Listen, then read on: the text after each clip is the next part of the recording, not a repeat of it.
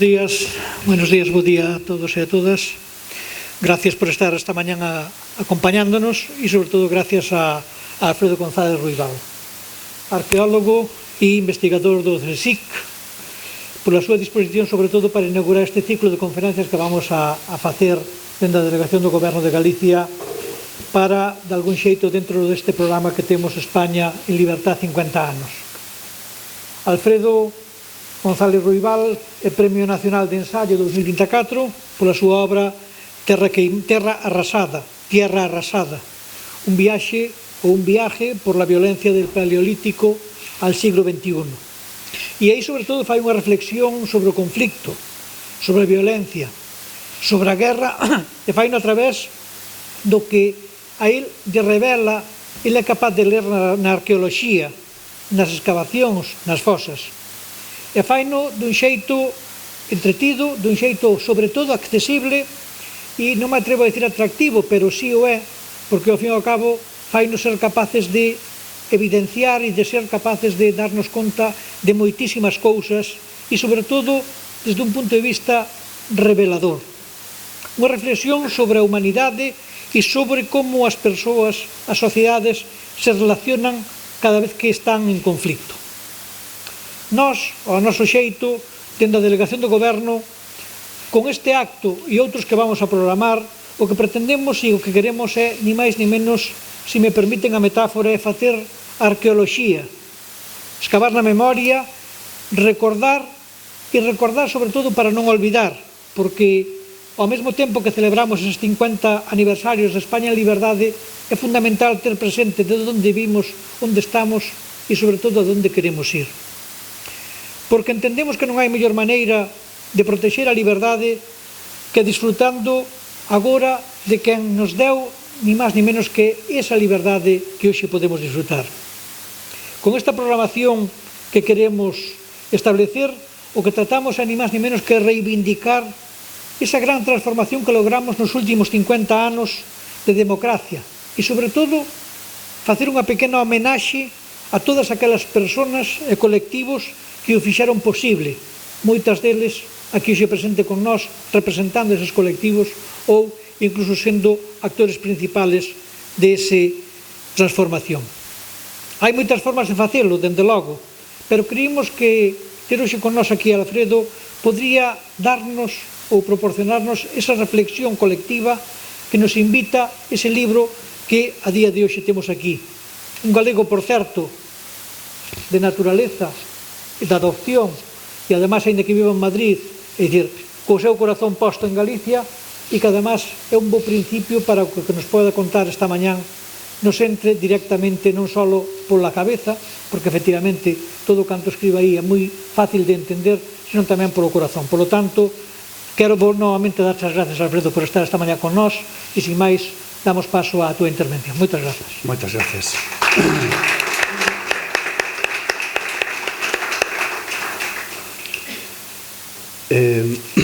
Terra Arrasada é unha reflexión sobre a violencia colectiva, sobre a guerra, pero tamén sobre outras formas de violencia.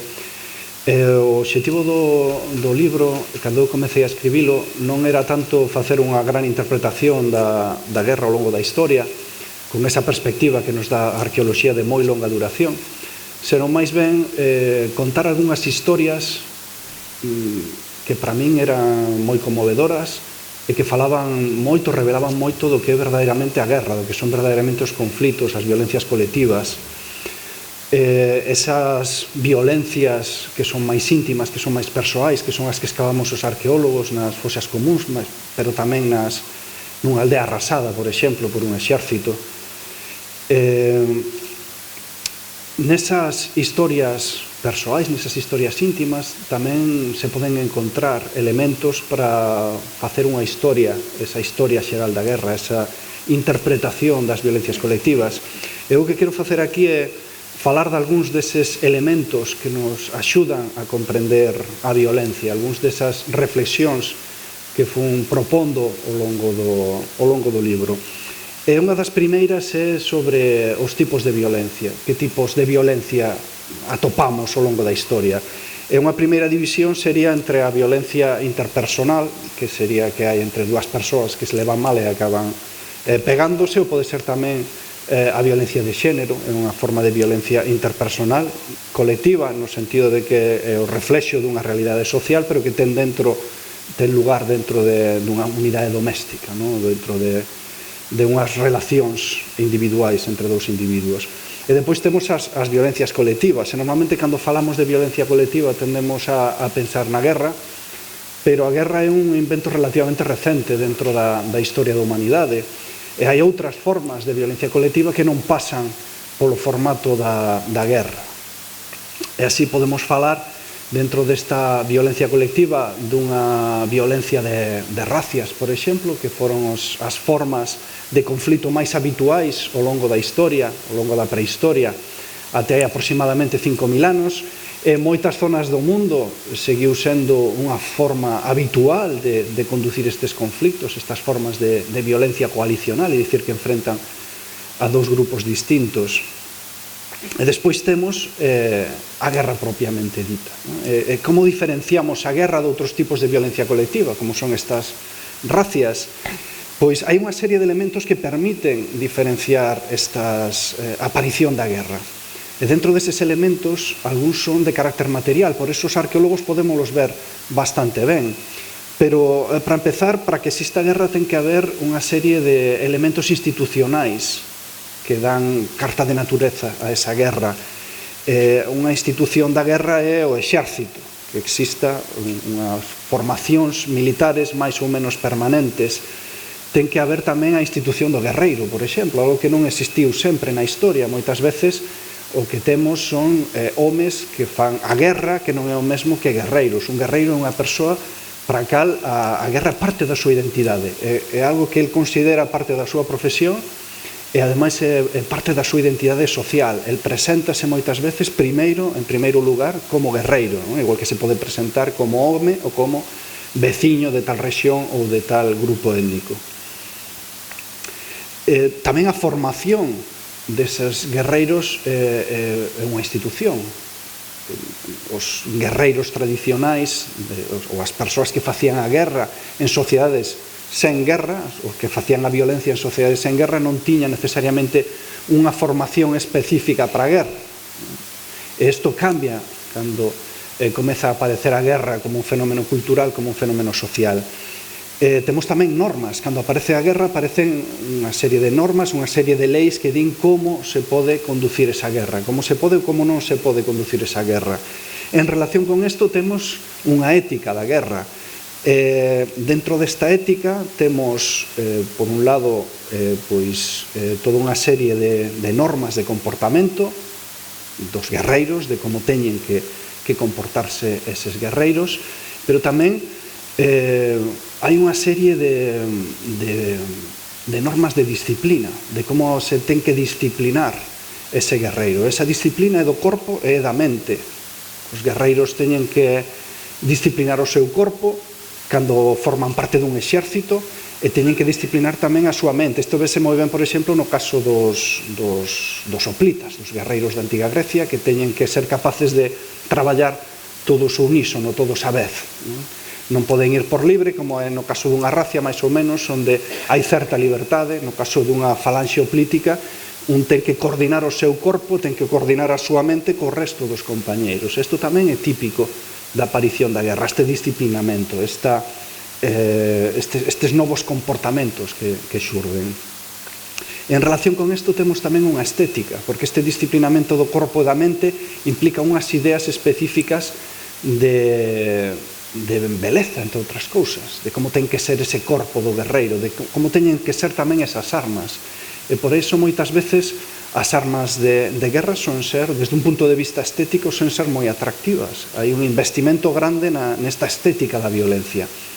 E isto ten que ver coa ética, porque a guerra e a violencia colectiva sempre implica necesariamente unha transgresión de normas morais que existen en todas as sociedades. Matar a outro ser humano é un acto de transgresión en prácticamente todas as sociedades. Temos que pensar, por exemplo, nos 10 mandamentos, como está, un deles é non matarás. Ao mesmo tempo que esta norma moral ubicua, están case todas as sociedades humanas, non matar outros seres humanos, é un dos fenómenos máis banais que se practica máis, o homicidio, non? O homicidio sancionado legalmente. Como é posible que ao mesmo tempo consideremos que matar outros seres humanos está mal, ao mesmo tempo consideremos que é necesario matar outros seres humanos? Como podemos convivir con esa dualidade? Porque é unha dualidade moi complicada, non? Por iso temos tamén tantos traumas de guerra, non? Xente que participou nunha guerra dixeron que o que estaban facendo era o que había que facer, que está moi ben, estás loitando pola patria, polos teus, pola tua familia, polo teu país, pero depois cando acaba a guerra un síntese moi mal con un mesmo, non? Unha vez que se pasa ese período de sublimación, de épica que é a guerra, chegan os remordementos, chega o problema de ter transgredido esas normas morais, que no fondo son unhas normas moi universais, moi humanas. É unha forma de evitar, de poder convivir con ese feito da transgresión, co feito de que estamos cometendo algo que sabemos que no fondo está mal, que vai contra a nosa natureza, porque os seres humanos a tendencia a evitar o conflicto, evitar o homicidio, evitar o maltrato de outros seres humanos. Unha forma de evitar, de poder convivir con esa transgresión é a través da estética. Esa estética é o corpo do guerreiro, é o uniforme, son as armas, son os desfiles militares, son as epopeias, son os poemas homéricos, por exemplo, non? A Ilíada é unha grande sublimación da violencia. E finalmente, dentro destes elementos que nos axudan a definir o que é unha guerra frente a outros tipos de violencia, está a materialidade, os obxectos que se utilizan nunha guerra. E isto é menos obvio do que podería parecer ao principio, porque se digo que para que haxa guerra ten que haber armas de guerra, parece que é un pouco tautolóxico, pero o certo é que durante moito tempo conduciuse a violencia colectiva sen necesidade de armas de guerra. A xente mataba o veciño co machado de pedra que utilizaba para cortar un árbore, ou mataba o veciño coas mesmas flechas que utilizaba para cazar un cervo. E chega un momento en que eso xa non chega. Chega un momento en que aparecen por primeira vez as armas de guerra como tais. Que quere dicir isto? Son ferramentas que só sirven para matar outros seres humanos. E no caso de Europa vese moi ben cando é o comezo destas armas de guerra.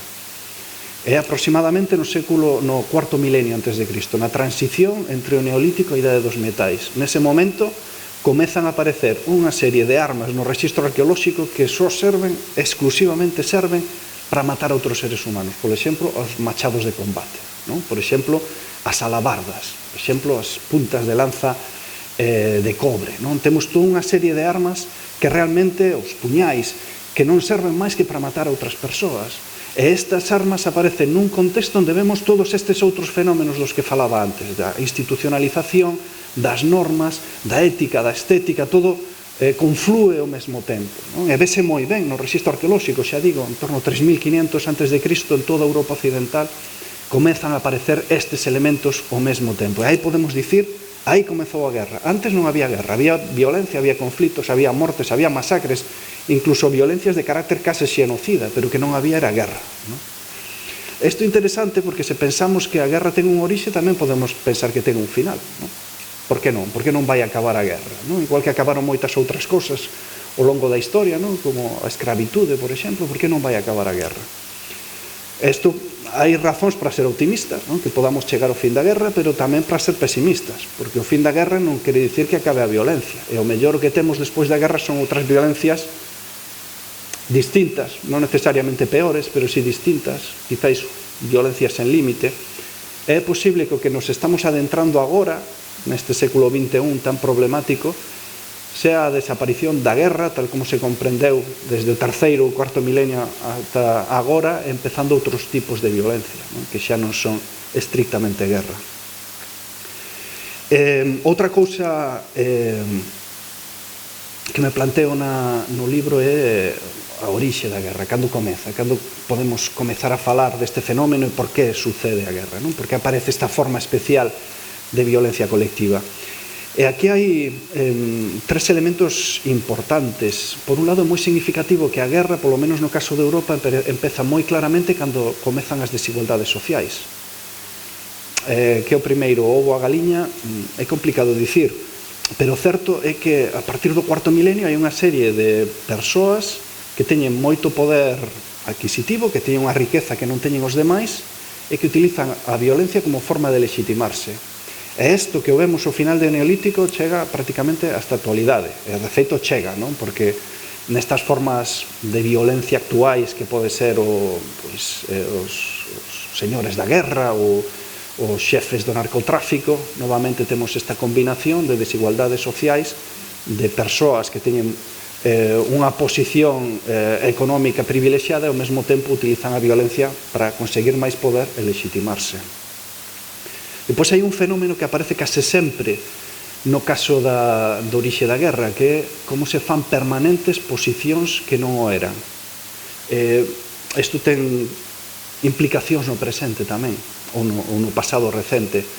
É dicir, en moitas sociedades tradicionais que coñecemos, os xefes de guerra son figuras que existen, pero teñen un período corto de funcionamento, non? É dicir, nun momento concreto, un ten que atacar o inimigo, entón nombra a fulanito para que sexa o xefe da guerra, non? Necesitamos unha concentración de poder, unha organización que estea baixo o liderazgo dunha soa persoa para organizarnos mellor. Que pasa? Que en determinados contextos esas persoas que teñen un cargo efímero consiguen que ese cargo efímero se acabe convertendo nun cargo permanente, non? E aí temos como a guerra, as desigualdades sociais e o estado despótico poden ir todos da man, poden ir xuntos. E finalmente temos a crise como un dos grandes elementos que favorecen o comezo da guerra, a violencia colectiva como forma de guerra, non? Nos momentos de crises sociais, de crises ecolóxicas ou climáticas, é máis fácil que aparezan estas formas de conflito que coñecemos como guerra. Unha das cuestións que para min é fundamentais para entender o conflicto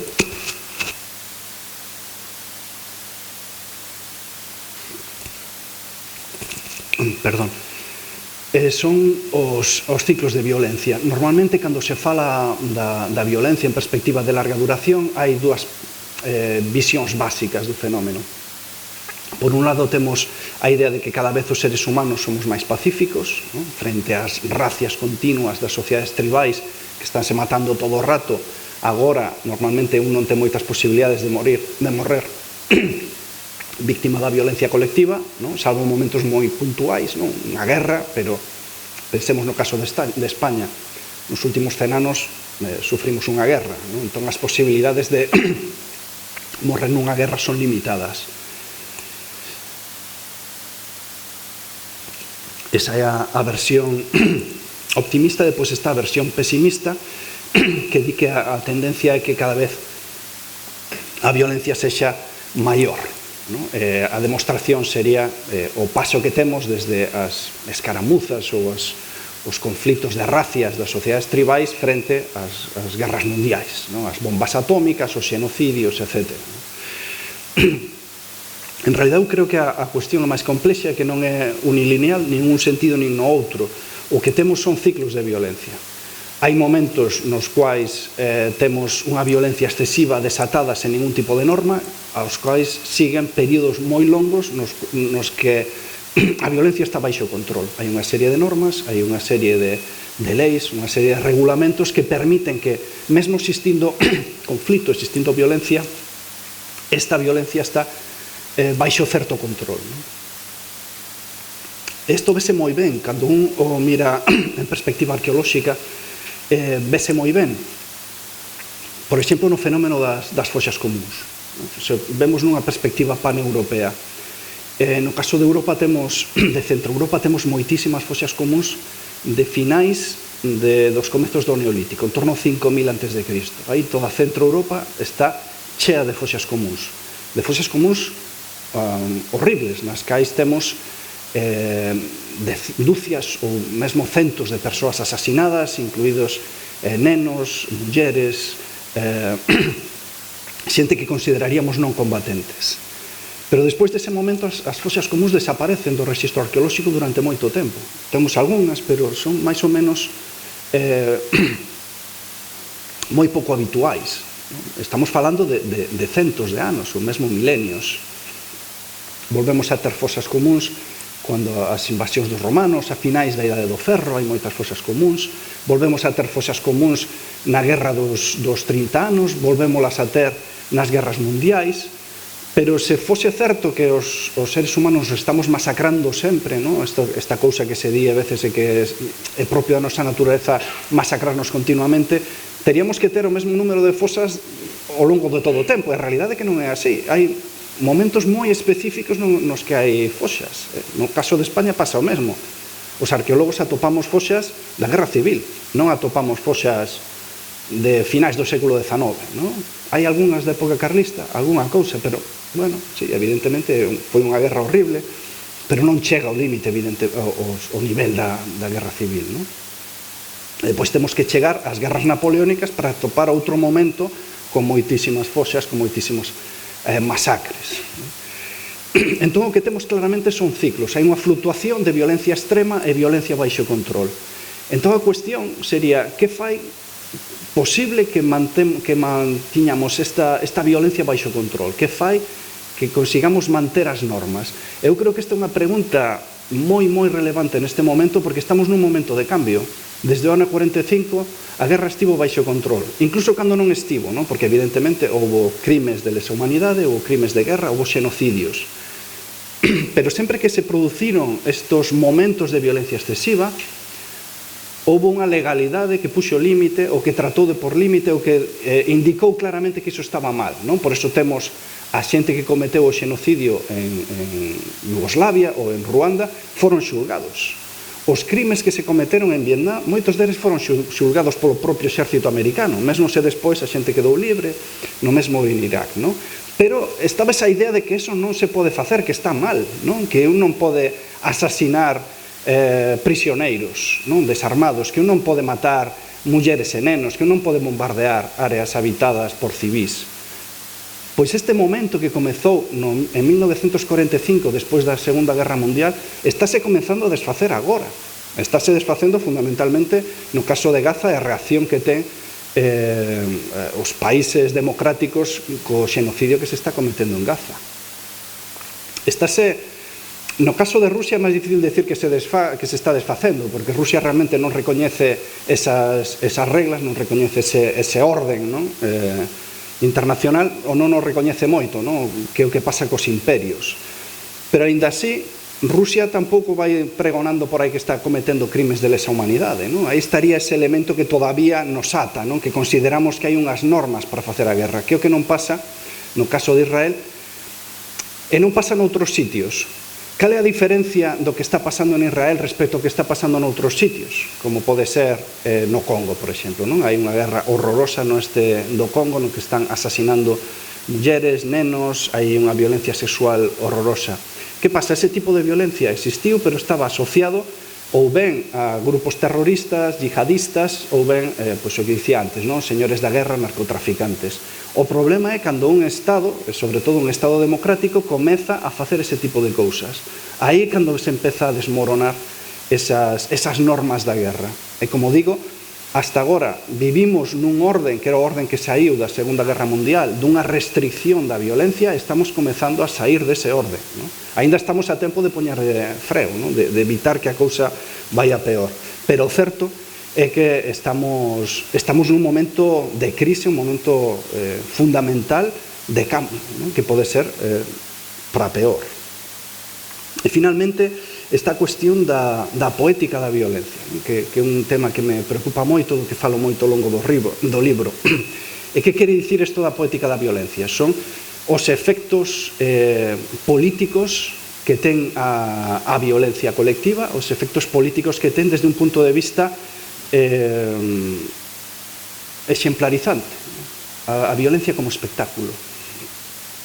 Isto é algo que vese moi ben tamén desde un punto de vista arqueolóxico ao longo dos séculos. Unha violencia exemplarizante, unha violencia como espectáculo, é a que facían os primeiros faraóns, non? Hai 5.000 anos, cando executan a prisioneiros de guerra para enterrarse con eles, non? O facían tamén os chinos da Idade do Bronce no 1200 antes de Cristo, a unha escala increíble, non? Masacran a 12 ou 14.000 prisioneiros de guerra para enterrarse con eles. Estos son unhas formas de violencia exemplarizantes que ten como idea, como obxectivo, legitimar a ese monarca, crear unha memoria do poder dese monarca e tamén deixar esa memoria como unha ameaza constante para as xeracións futuras. Ese espectáculo da violencia o temos en moitísimos estados arcaicos, é moi interesante, non? Porque aparece en Exipto, aparece cos aztecas, aparece na cultura moche nos Andes, aparece, como dicía, en China, aparece en Mesopotamia, en todas as primeiras civilizacións. É interesante porque despois volve a aparecer outra vez cos gobernos totalitarios no século XX. E desde este punto de vista podemos entender a guerra civil e o que fai a violencia franquista como unha violencia fundacional exemplarizante que ten como obxectivo deixar unha memoria. Estas memorias, por outro lado, son bastante ambiguas, porque por un lado está a idea de o que dicía Mola, non? Cando comeza a guerra civil, estas ordes reservadas de que a violencia ten que ser extrema e exemplarizante, non? Para que a represión funcione e o novo réxime que vai xurdir dese golpe de Estado, que ao principio pensábase que iba a ser simplemente un golpe de Estado, poda estar ben fundamentado e non teña inimigos.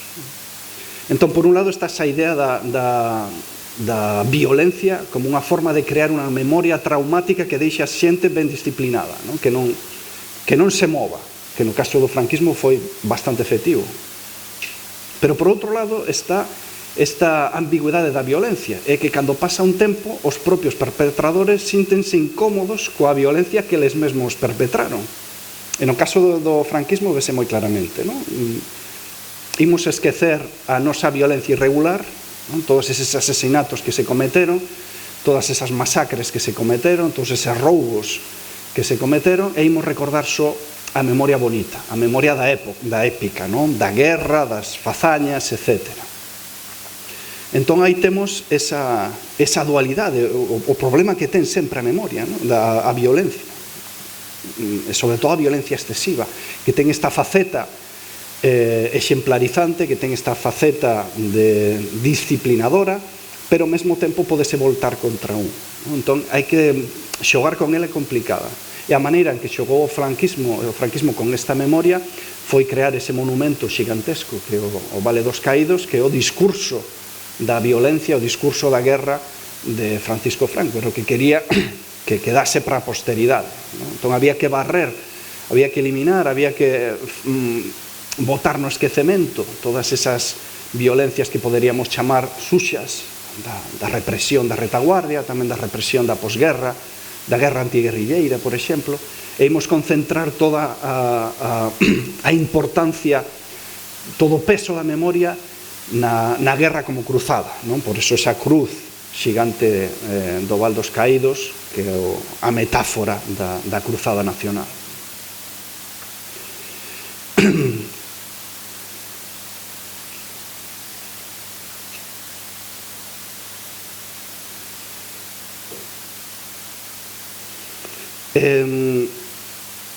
Vou acabar xa. Simplemente gustaríame mencionar unha cousa máis destas violencias exemplarizantes do franquismo, destas violencias iniciais que en realidad están tan relacionadas cos despotismos arcaicos, non? Cos primeiros estados. Temos por un lado nestas violencias todos os asasinatos que se cometeron na retaguardia da zona sublevada. E temos tamén todas esas violencias, tanto da guerra como da posguerra, como por exemplo é o de rapar as mulleres, facer beber aceite de ricino os republicanos e as republicanas. E temos tamén a exposición de cadáveres dos guerrilleiros, por exemplo, que era unha práctica que viña do século XIX, da exposición de bandoleiros. Era unha práctica que había tamén coas alimañas, non? Cando se cazaba un lobo, pois levábase o corpo do lobo, puñase aí na aldea para que os veciños veran que o trampeiro acabou coa alimaña. Entón, todas estas violencias exemplarizantes foron moi importantes, non só o asasinato, senón temporal e xeográfico, é dicir, pode resultar temporal e xeográfico, é dicir, pode resultar un ensayo plenamente aplicable á recente historia que estábamos falando de España. Por lo tanto, é dicir, temos tempo para un pequeno coloquio, é dicir, eu invito-vos a que aproveitemos que Alfredo está hoxe aquí para plantexarlle calquer dúbida, plantexarlle calquer, dende logo tamén se admiten razonamentos ou calquer tipo de posta en común e, bueno, por lo tanto, vamos a ter un ratillo para poder conversar con él. Alguén que se anime a abrir este pequeno coloquio?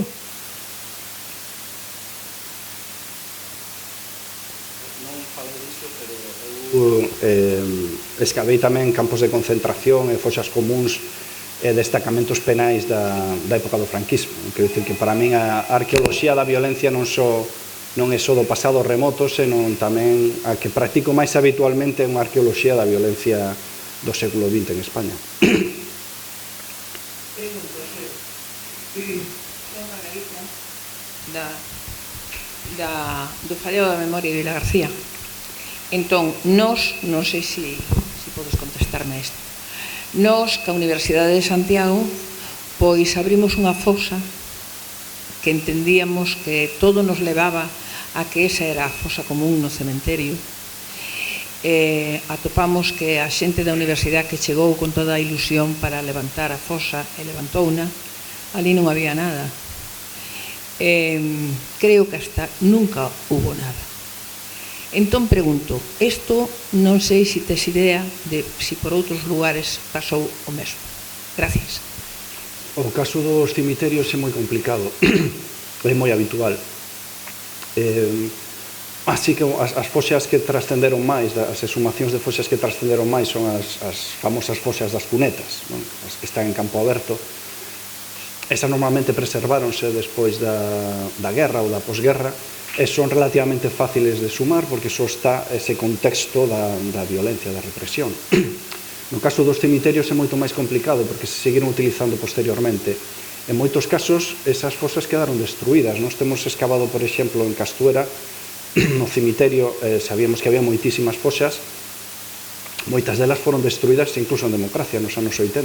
Fixeron os nichos, puxeron por riba das foxas, algunhas desapareceron por completo, outras temos a foxa que está cortada polos nichos novos, pero moi complicado. Entón, que non este a foxa non quere dicir que non estivera, porque, como digo, os cemiterios teñen unha vida moi complicada. Despois, segundo vai pasando o tempo, a memoria vai volvéndose máis feble, entón é máis difícil saber exactamente onde estaba o sitio. Nos tamén moitas veces teñenos dito, estaba aquí seguro, e depois estaba a 100 metros, non? No caso dos cemiterios é ainda máis complicado, porque como está todo máis concentrado, aí equivocaste por 2 ou 3 metros e atopas un enterramento dos anos 70 ou dos anos 50 e xa fastidioso o tema, non? É moi difícil. En algúns casos, en Málaga, por exemplo, na fosa de San Rafael, aí hai cerca de 3.000 mortos, é unha das máis grandes de España. Algúnas foxas dentro do cemiterio sí que están claramente delimitadas, e vese claramente que son da guerra ou da posguerra, da represión, pero en outros casos é máis complicado, porque aí seguiuse enterrando xente moitos anos despois. En parte, o de facer estas foxas dentro dos cemiterios era unha estrategia de facer desaparecer as probas de crime. Hai un caso, por exemplo, en Mérida, onde se sabe perfectamente onde estaban as foxas, foise a facer a exhumación, atoparon o negativo das foxas, atoparon manchas de queimado, atoparon botóns, algúns osos soltos, foi porque as destruíron nos anos 60. Abriron as foxas, prenderon fogo que había ali e fixeron desaparecer o que había. Unha das cousas boas da arqueoloxía é que nos permite tamén moitas veces documentar cando se destruen as evidencias do crime, como neste caso. Ola, falaba vostede antes da violencia ou das violencias e tamén dos ciclos da guerra. Aquí en España levamos xa uns aniños, afortunadamente, que non hai guerra. Ve algún perigo de que volvamos ás andadas? Eu creo que non, a verdade. Esta ameaza de que pode volver a haber guerra civil Eu creo que non por varias razóns. Creo que unha das razóns fundamentais é que neste caso, ao contrario que o golpe do 36, e agora houvese un golpe de Estado, que creo que é máis fácil que, falando de historia ficción, creo que sería máis fácil que houvese un golpe de Estado que unha guerra civil. Se houvese un golpe de Estado, é evidente que non o exército, as forzas armadas e de seguridade non se dividirían en dous, como na guerra civil. Quer dizer que agora, ideolóxicamente, as forzas e os corpos de seguridade do Estado están moito máis orientados á dereita. Que ese foi un dos grandes problemas, ou das razóns polas que estoupou a guerra civil, o golpe transformouse en guerra civil. Se as forzas armadas non estiveran divididas en dous, non habería guerra, habería golpe e se acabou. Entón, por ese lado, creo que é máis fácil que teñamos un golpe que triunfe que haxe unha guerra. Agora ben, tamén creo que é moi pouco probable que haxe un golpe de Estado, sinceramente. Creo que as cousas cambiaron moitísimo. Creo que a memoria é importante nesta cuestión, que ainda temos unha memoria forte da guerra civil e da ditadura, e creo que non se dan as circunstancias baixo ningún concepto para que haxa un golpe de Estado o sentido tradicional. Creo que hai outras formas de desfacer a democracia que se estamos vendo, no caso de Estados Unidos de maneira moi obvia, e creo que iso que nos debería preocupar máis, que haxe ese tipo de formas de desmontar a democracia moi rápidas, pavorosamente rápidas, e que non requiren xa da violencia. É moito máis efectivo. Podes conseguir o poder, un poder autoritario sen necesidade de matar a ninguén ou matando pouca xente. Sí, eu veño co fallado da memoria, pero son neto dun alcalde republicano dali de Valga que o fusilaron, e cando quixemos recuperar os restos, ele estaba enterrado en San Mauro, en Pontevedra, tiñan un número onde estaba, e non nos lo deixaban traer. Trouxémolo nos anos 70 e pico, porque había overbooking no cementerio, e dixeronos, mira, ou tiramos todos a un osario ou podedes escollelo. E foi así un pouco de rapiña, porque tuvemos que, meu pai foi ali con un taxista, e o cura fixose responsable, se vos pasa algo tal, e traelo, e tuvemos que traer así as agachadas, o sea, non se podía traer os restos, que ao final temoslos ali en Cordeiro.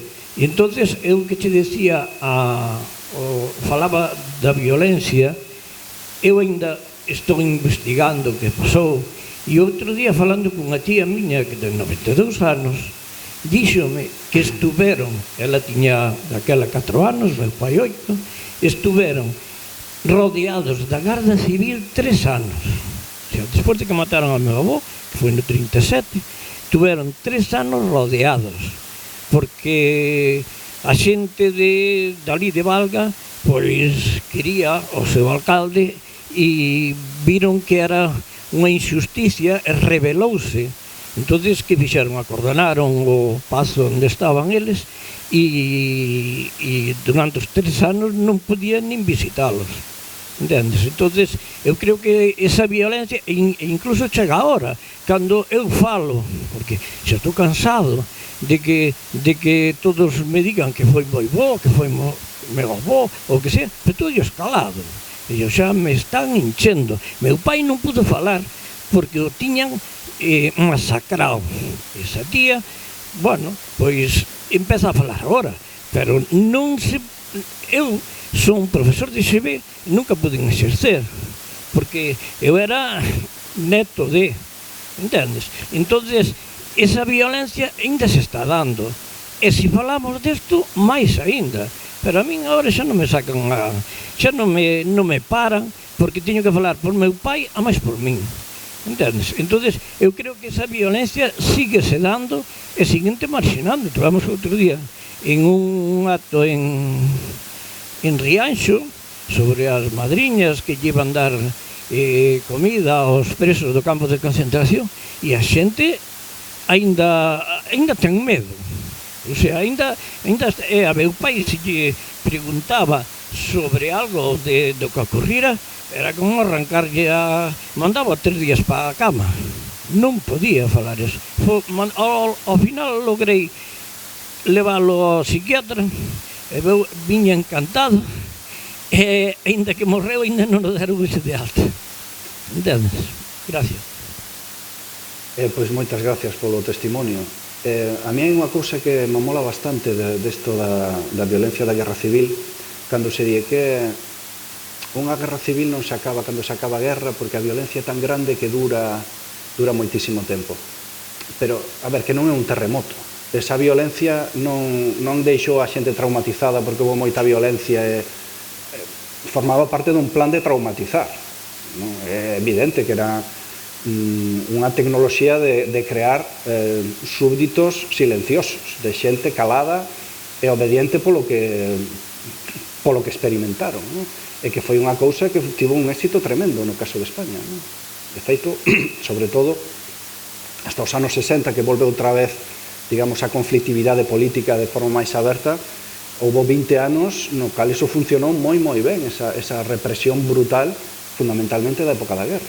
E como digo, non é que as guerras son así, é que había un plan clarísimo de convertir a violencia nunha ferramenta política, e que ten un éxito tan grande que chega a actualidade. Esa experiencia témola moitos en moitas aldeas, sobre todo en zonas rurais.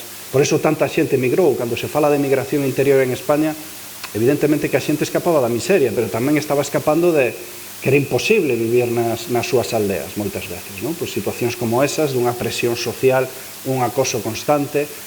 Onte estaba lendo un libro sobre arqueoloxía da contrainsurxencia, da guerra contra os maquis despois da guerra civil. E un dos casos que falaba, que estaba moi ben documentado, porque todo está basado en documentación de arquivo, fala dunha señora a cal a Garda Civil, os veciños e demais, os veciños falanxistas están acosando continuamente, e chega un momento que a muller non pode máis. Estamos falando xa despois da guerra, e colle un coitelo, va a casa da falanxa e pegalle unha puñalada ao tipo, a muller colle na fusilana despois. Pero unha muller que chegou ao límite do que podía soportar. A maior parte da xente seguiu aguantando, moita xente se suicidou tamén, que eso sabería que contalos como mortos do franquismo ou da guerra civil. E hai xente que estoupou así, o que foi o monte. Entón, bueno, eu creo que hai que insistir máis esa violencia dirixida, consciente por parte das autoridades franquistas e dos sublevados para crear eses efectos políticos durante moitos anos. Alfredo, moitas grazas polo libro e a conferencia. Ao final do libro ti das, ou eu polo menos así o interpretei, unha visión optimista de que, digamos, como que a violencia está contida nunhas reglas. Pero desde que escribiches o libro, isto, como ti dicías agora, cambiou. Temos o caso de Gaza. Entón, como ves ti o problema de que a representación social sobre a guerra mude ou estea mudando? Noutras palabras, unha aceptación social de que algo como o xenocidio de Gaza estea ocorrendo. Grazas. Pois é interesante. O meu libro saiu en maio de 2023 e a campaña de Gaza empezou en outubro do 2023, unha diferencia de uns meses, e cambiou a forma en que eu teño de ver esas conclusións. Seguramente agora sería máis pesimista. O de Gaza é unha cuestión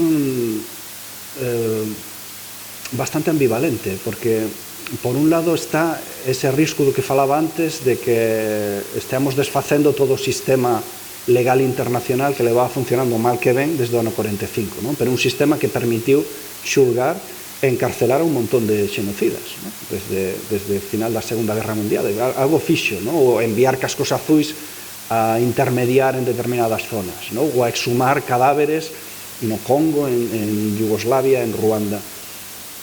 Ese sistema estáse desfacendo no momento en que non só se está cometendo un xenocidio en directo, senón que non estamos facendo nada, ni siquiera unha condena radical e cortar vínculos, que é o que teria que estar facendo a Unión Europea, non? Seguimos templando gaitas. Entón, desde ese punto de vista é moi preocupante, porque se ti permites que un aliado como Israel faga o que lle dé a gana, quere dicir que acabouse o sistema internacional, porque fundamentalmente quenes estaban apoiando máis ese sistema internacional eran os europeos, non? E onde están a sede das institucións, a Corte Penal Internacional, etc., están aquí, non? E somos os que estamos loitando máis, polo menos de boquilla, polos dereitos humanos. No momento en que empezamos a dicir, non, pero se o fan os aliados, entón non hai problema, acabouse, non hai xa ningún tipo de legitimidade moral para a Corte Penal Internacional ni ningún organismo. Por que digo que é ambivalente? Porque ao mesmo tempo estamos expostos a unha cantidad de imaxes de violencia e dunha violencia inaudito como nunca na historia. Ningún outro momento, ningún outro crime de lesa humanidade, nin Ruanda, nin a guerra de Irak, ningún outro conflicto ou ningún outro crime xerou semellante cantidade de imaxes que están circulando tantísimo.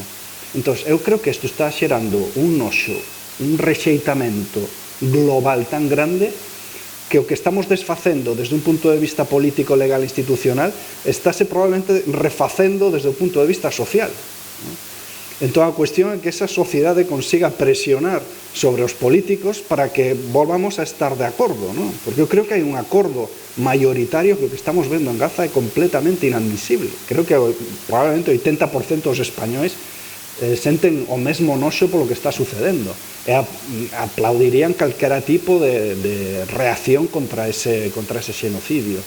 O que temos que conseguir é que as autoridades estatais, europeas e mundiais realmente comecen a actuar, non? E non son Europa, evidentemente, os países árabes tamén, non? Que están tendo unha actitude moi pouco noble tampouco. Eu quería fondar unha cuestión teórica histórica sobre a violencia que comentaches, sobre eses ciclos de violencia que ti comentas que existen ao longo da historia. Eu quería saber se, afondando nese tema, habría algúns causas ou algúns factores que propician esa aparición desos ciclos de violencia fronte a outros momentos nos que está, como tú dicías, a violencia controlada. Sí, a verdade é que eso pasei moi rápido. Hai varias cuestións que son bastante regulares, non? Que ocorren con moita frecuencia. Para min unha das que nos debería preocupar máis son as crises climáticas. Eu sempre digo que non é o mesmo un cambio climático que unha crise climática, porque un cambio climático ti podes te adaptar. A unha crise climática é moito máis difícil. Un cambio climático que antes facía frío, agora fai menos frío. Bueno, pois deixamos de cultivar tal cousa e cultivamos tal outra. Cando hai unha crise climática dá igual o que fagas porque non vai funcionar, non? Que estamos vendo agora, non? Temos unha sequía longuísima e despois chove como nunca choveu na vida. Entón, que plantas, non? O que animais utilizas nun contexto así?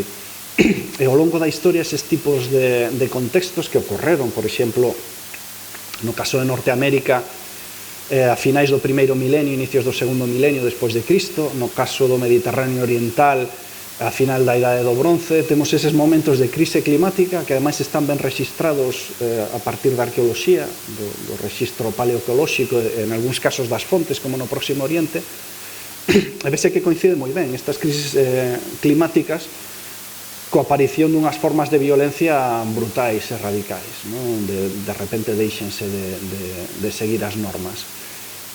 Isto estamos vendo no caso de África, por exemplo, no Sahel, que é unha zona completamente olvidada, pero que vai determinar o futuro de Europa nos próximos anos. Unha das cousas que está pasando, unha violencia brutal, unha violencia xeralizada e tamén sen límites. Cando un leo que está pasando, que fan os yihadistas no norte de Nixeria, por exemplo, ou en Mali, de masacrar aldeas enteiras, de violar nenas, o sea, cousas inimaginables, está correndo na zona cero da crise climática. Nos aínda non chegamos aí, entón xo vemos como moi lonxe xeográficamente, porque isto é algo que pasa pois en Mali ou en Nixeria, e o vemos lonxe temporalmente, como algo que seguramente pase no futuro, pois igual dentro de 100 anos xa non vamos a estar aquí, dá un pouco igual, non? Pero bueno, creo que a crise climática é un dos factores que poden desencadear estas violencias excesivas nun futuro cercano a escala mundial. E depois están as ideoloxías de deshumanización, que son fundamentais. En canto hai unha ideoloxía de deshumanización, temos o risco de acabar nun xenocidio, unha violencia sen límites. É o que pasou no caso da Segunda Guerra Mundial, é o que pasou nas violencias revolucionarias a finais do século XVIII, é o que pasou nas guerras da religión no século XVI, unhas cousas horripilantes, unhas masacres terribles, tamén nun contexto no cal consideras o outro menos que humano ou, no caso das guerras da religión, un pecador que merece todo tipo de castigos que están sancionados por Deus.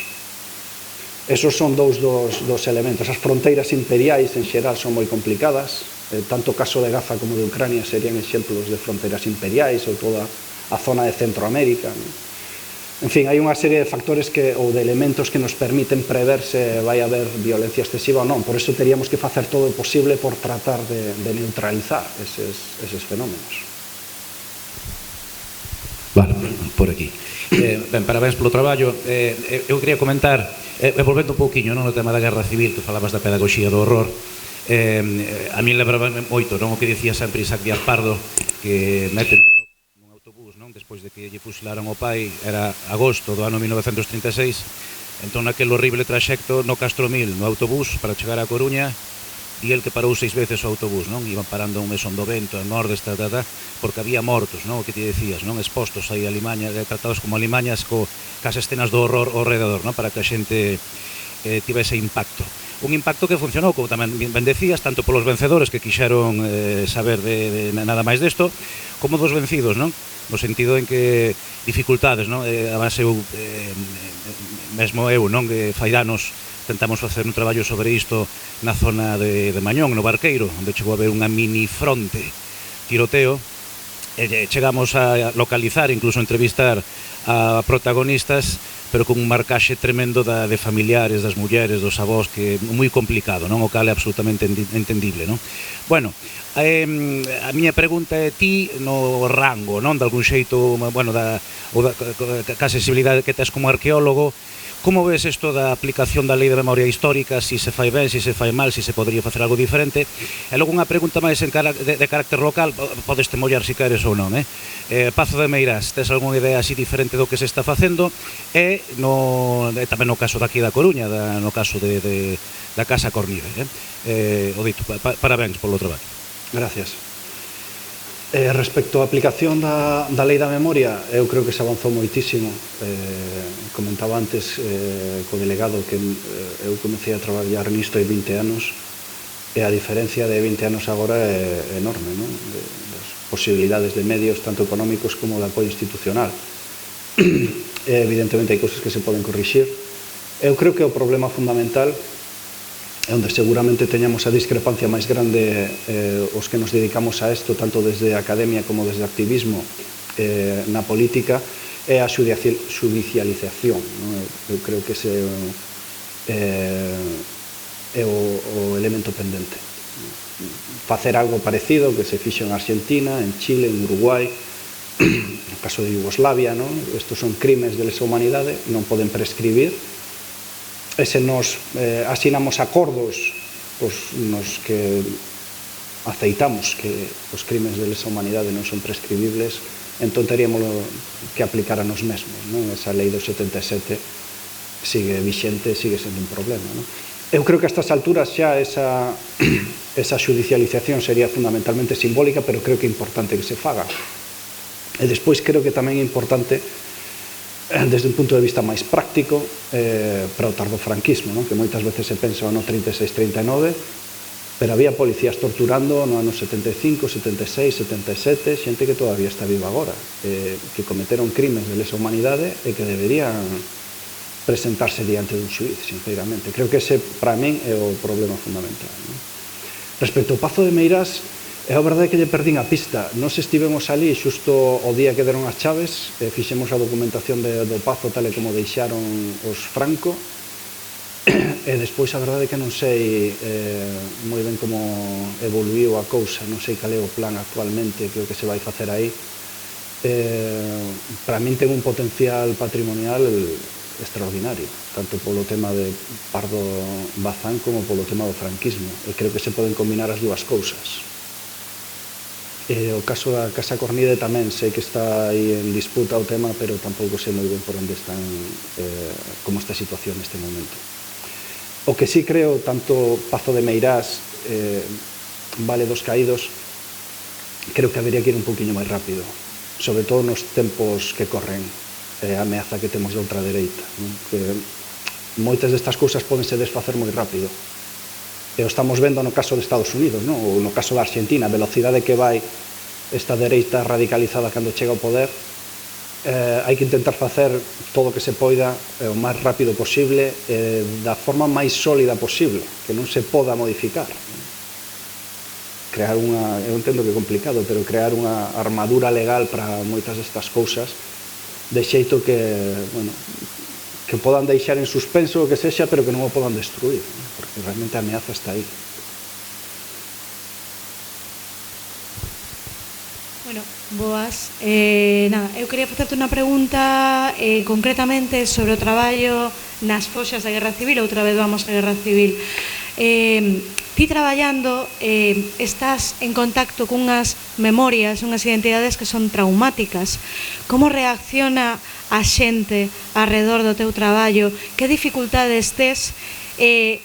Como sei que levas bastante tempo, moitísimos anos nelo, que evolución ves niso? Como ves a sociedade respecto á recuperación das foxas da Guerra Civil? Bueno, eu foxas non é o que máis fixe na miña vida, porque non son antropólogo físico tampouco, traballei con xente que si o é, algunhas escavei, pero non teño esa perspectiva persoalmente, como pode ter outras persoas que sí que leven 20 e pico anos. Pero polo que coñezo, os colegas,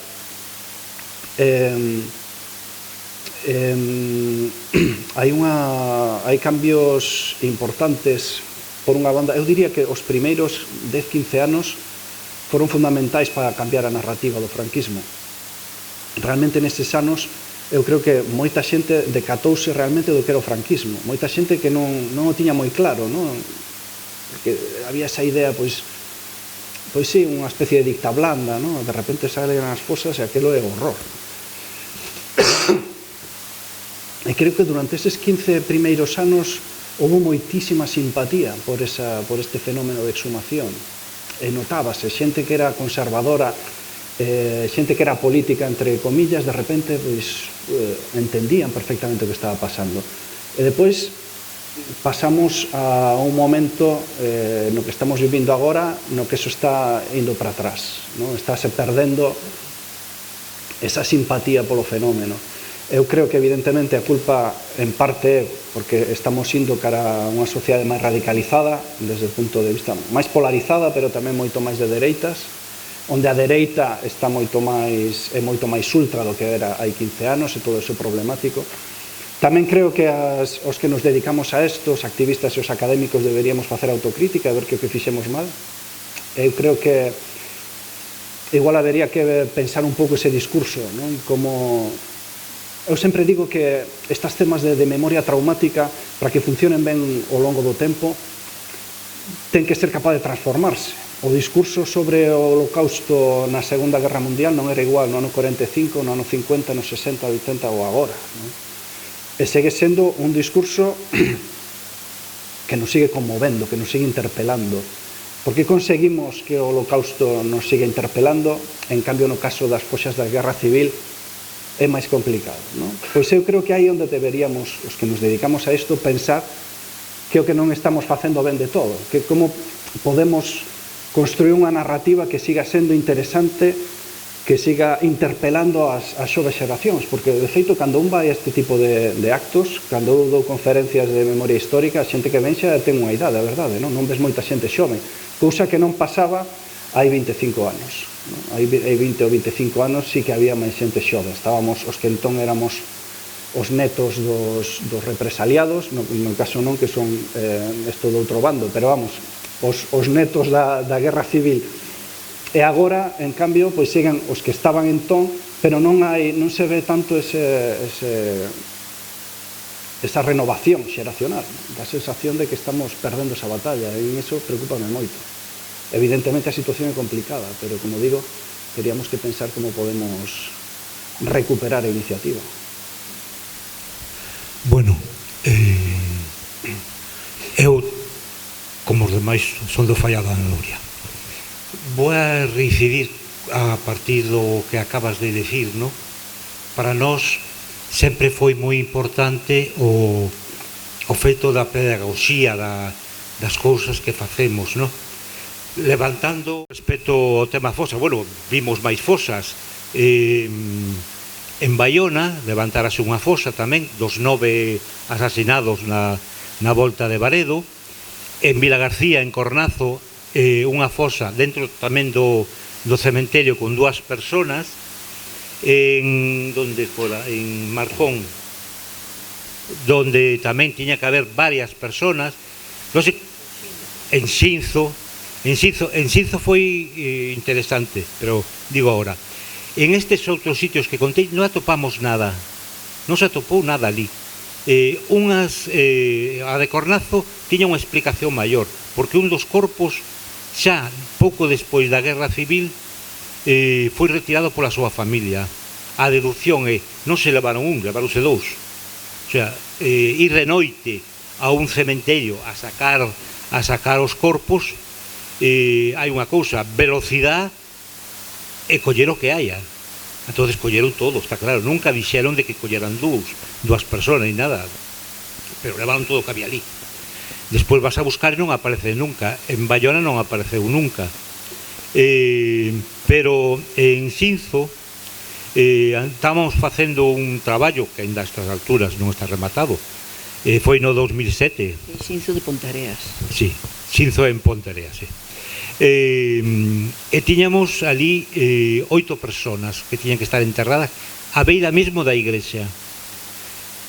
E entonces nos fomos a empezar a abrir contra a opinión de patrimonio, que non quería que se traballase ao lado da igrexa, e nos diximos, bueno, nos vamos a abrir igual, veñan ustedes e prohíbano.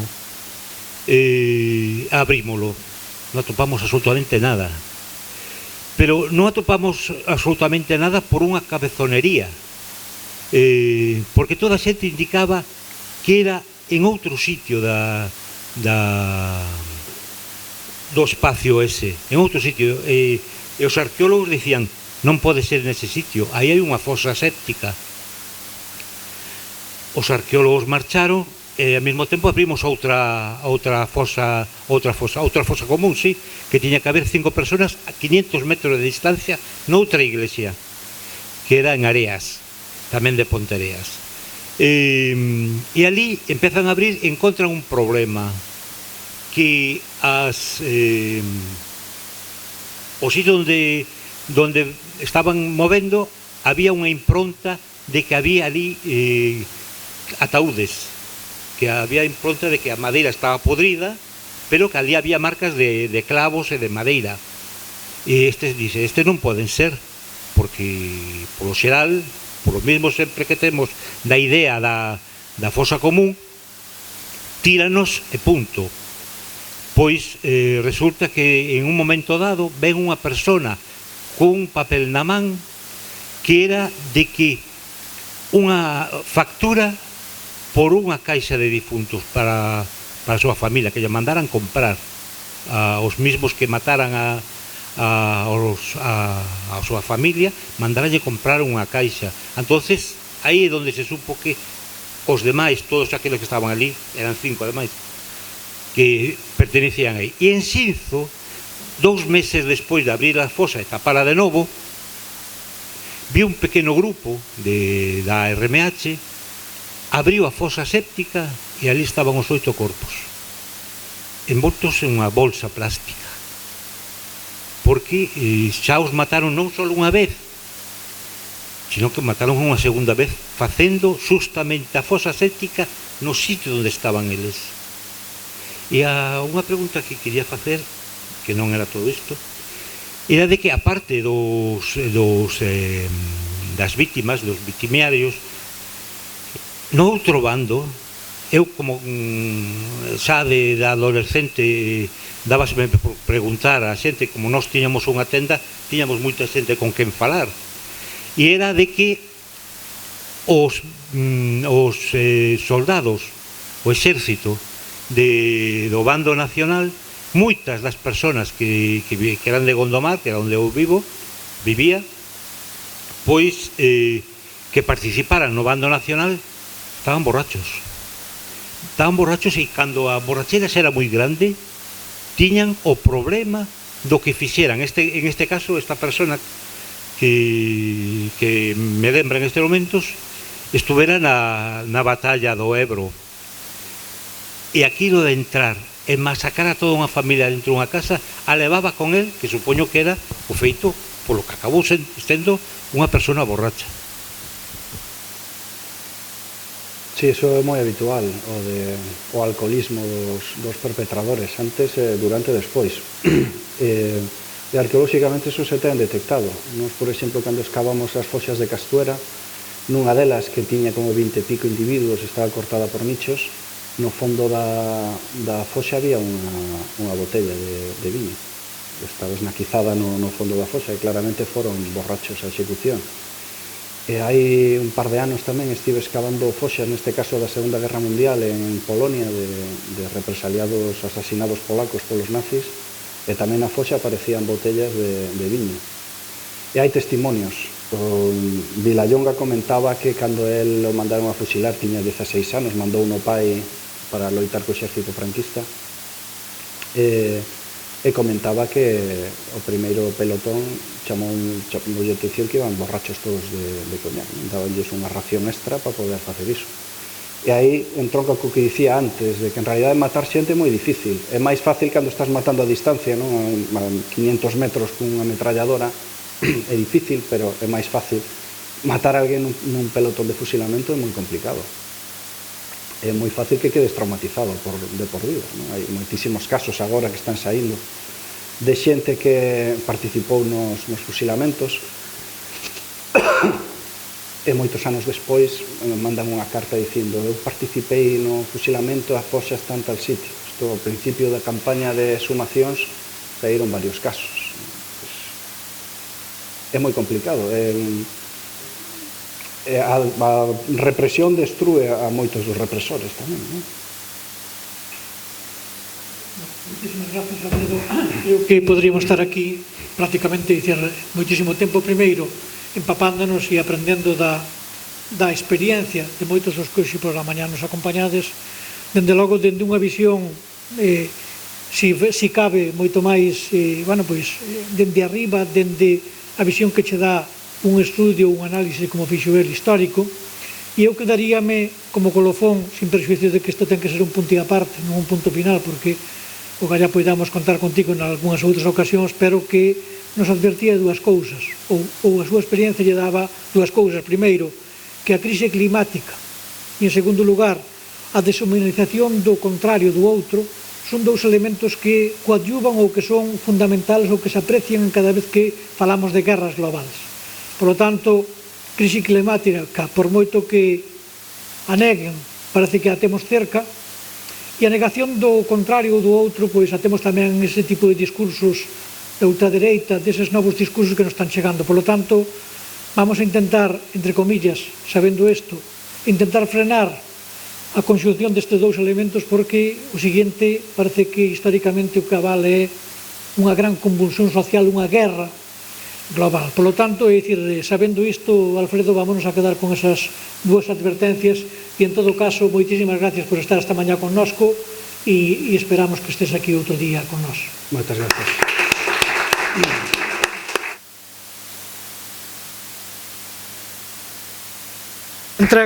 Entrega da figura da delegación do goberno, que é unha desas cousas que representan a nosa Galicia, representan a delegación, e non é máis que un cariño para que volvas aquelas veces que te mandemos que estés aquí. Moitas gracias.